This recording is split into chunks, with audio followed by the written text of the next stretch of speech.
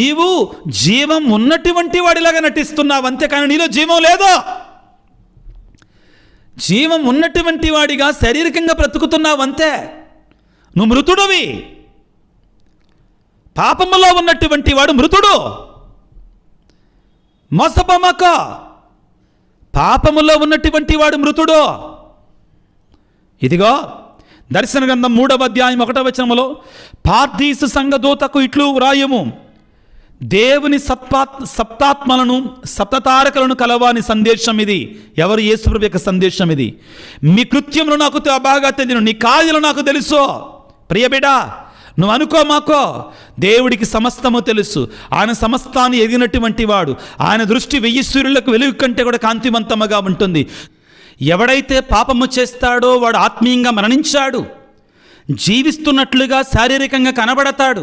కానీ ప్రియులారా, అటువంటి వ్యక్తి, అటువంటి వ్యక్తులు, అటువంటి సంఘాలు అనేటువంటివి ఆత్మీయంగా మరణం పాలైనటువంటివిగా మనం గుర్తుంచుకోవాలి.